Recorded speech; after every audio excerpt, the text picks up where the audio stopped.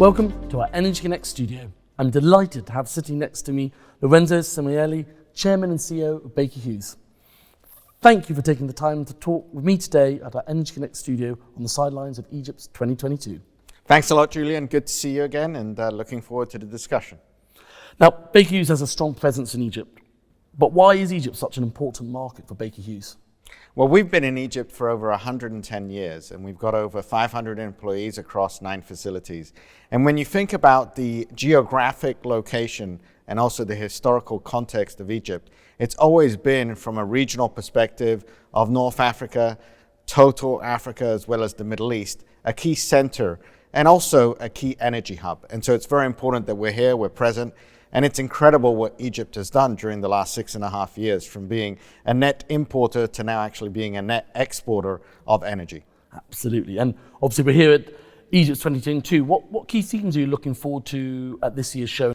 I look at the timing we're in for the energy sector is one of the most interesting and also one of the opportunities really to transform. And during this conference, there's an opportunity to discuss the big topics.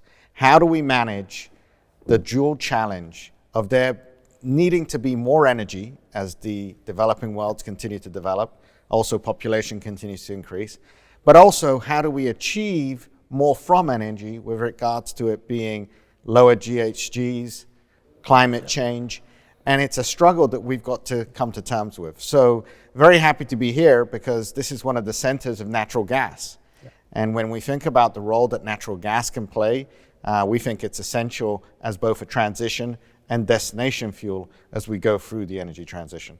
Absolutely. And I know you sort of mentioned before, but how do you see Baker Hughes helping to change energy for the better then? Baker Hughes is known as an energy technology company.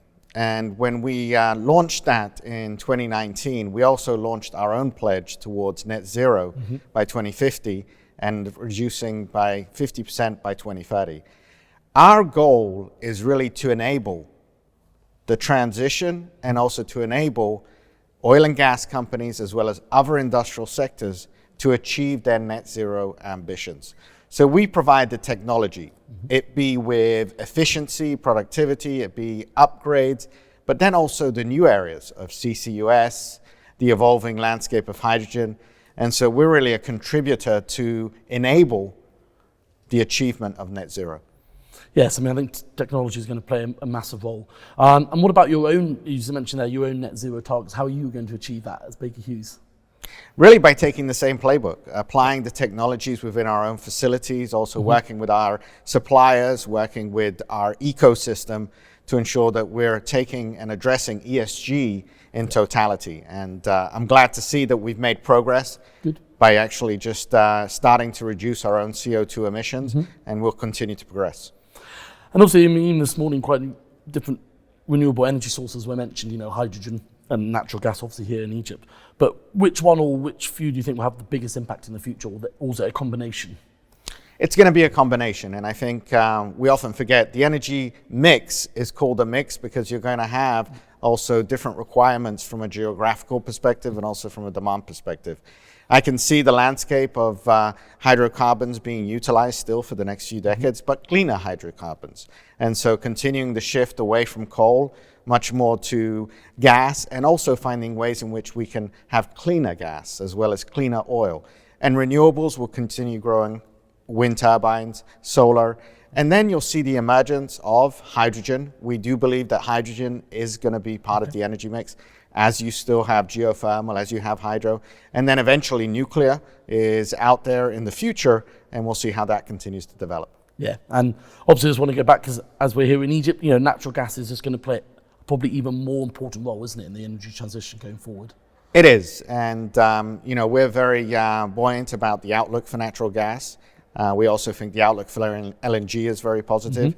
And we think, again, as you look at the requirements for energy, it is the most suitable of the fuels to use now. And I think that's the other part of the discussion is we've got to stop talking about hydrocarbons. Let's look at the landscape of fuels, and it's about reducing emissions across everything. Yeah, and as mentioned in the opening ceremony, what is the importance of Egypt hosting COP27 for Africa, but at the end of the year here in Sharm el-Sheikh? Sharm el-Sheikh, and I think it's going to be an excellent opportunity for the world to come together in an area that's developing, has shown progress, and also has a historical context of continuous development. You come to Egypt and you think of the pyramids.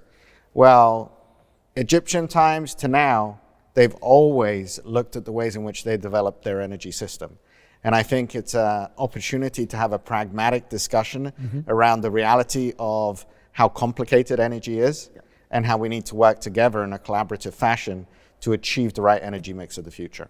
Absolutely, and you mentioned at the beginning, the long history of that here, but what's important sort of, localization, development of talent and skills for Baker Hughes in Egypt? It's important to be local and global. And as a company, we look to develop the local talent.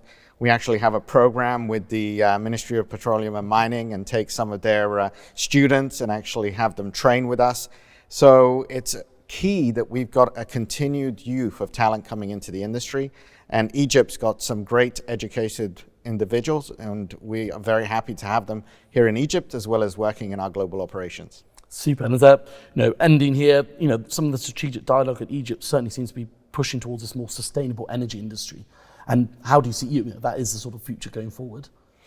It is very much. It's got to be a sustainable, it's got to be an evolving. Yeah. You've got great new technologies, inclusive of digital, that's going to help to transform us.